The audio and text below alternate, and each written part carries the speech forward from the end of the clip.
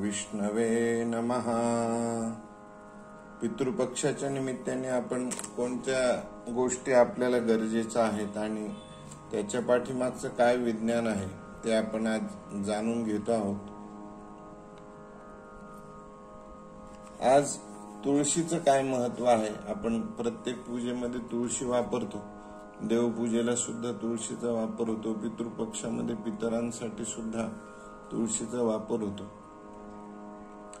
तुळशीचे दोन प्रकार आहेत. एक राम तुळस, ती थोडीशी हिरवट रंगाची असते, आणि कृष्ण तुळस ही काळपट रंगाची असते. इंग्रजी नाव त्याला असिमम सेप्टम असं इंग्रजी नाव आहे. मग याचा औषधी गुणधर्म काय काय आहे. तुम्हाला जर सर्दी, पडसे, खोकले, दंतरोग, श्वासासंबंधी जर रोग तुम्हाला असतील तर चहा किंवा उकळलेल्या पाण्यामध्ये टाकून ते पिलं तर तुमचा त्रास कमी होतो.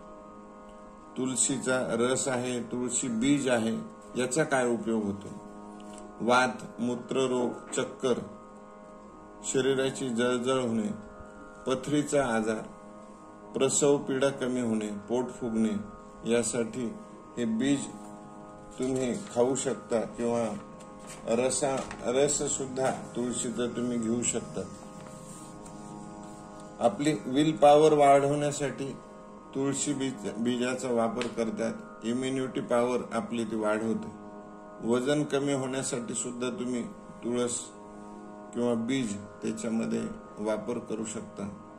बीज खाल्ल्याने तुमचे वजन कमी होते. ह्या बियामध्ये काय आहे की ओमेगा-3 फॅटी ऍसिड असे नावाचं त्याच्यामध्ये औषधी वनस्पती आहे, आणि ते खाल्ल्याने तुमच्या शरीराची चरबी ही कमी होते. मग आता कसं खायला पाहिजे हे, तर तुम्ही दह्याबरोबर खाऊ शकता. काही तुम्ही तळलेले पदार्थ असे जर घेतले त्याच्यावरही तुम्ही टाकून खाऊ शकता. फळासोबत सुद्धा तुम्ही खाऊ शकता. अशा वेगवेगळ्या प्रकारे तुम्ही तुळशी बीज किंवा तुळशीचा रस तुम्ही जर घेतला तर वरील प्रकारच्या आरोग्याची काळजी आपल्याला राहणार नाही. आणि वारंवार आपण तुळशी बीज तोडणे, तुळशीच्या जवळ सतत जाणे हे आपल्या आरोग्यासाठी खूप चांगलं आहे. तुळशीच्या झाडाजवळ जरी आपण उभं राहिलो आणि वाऱ्याची झुळूक जरी आली आणि त्या वाऱ्याच्या माध्यमातून आपल्या शरीरामध्ये जर तो श्वासावाटे जर आपल्या शरीरात त्या तुळशीचा सुगंध जरी गेला तरी आपल्याला त्याचा बराचसा फायदा होतो. अशा वेगवेगळ्या प्रकारचे फायदे आहेत. अजून उद्या सुद्धा आपण अजून काय फायदे आहेत, कोणत्या आजारावर तुळशीचा उपयोग होतो ते सुद्धा आपण निश्चित पाहू. तुळशीचं पान घेताना किंवा खाताना तो चावून खाऊ नका, कारण त्याच्यामध्ये त्या पानामध्ये पाऱ्यासारखा प्रकार आहे. पारा जो आपण म्हणतो तो आहे, आणि त्यामुळे तुमचे दात खराब होऊ शकतात.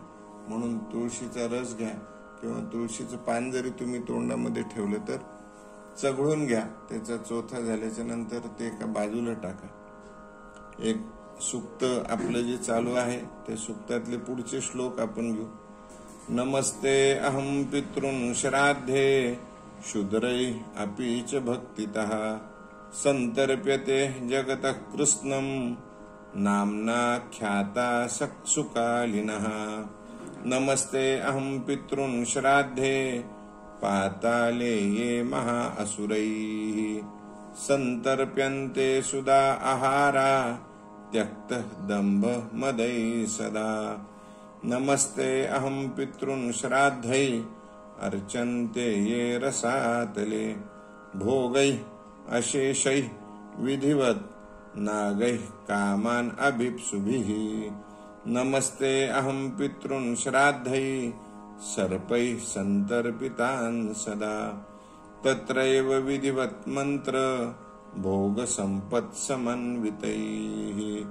पितॄन् नमस्ते निवसन्ति साक्षात् ये देवलोके अथ महीतले वा तथा अंतरिक्षे च सुरारिपूज्यास्ते वै प्रयच्छन्तु मयोपनीतम्.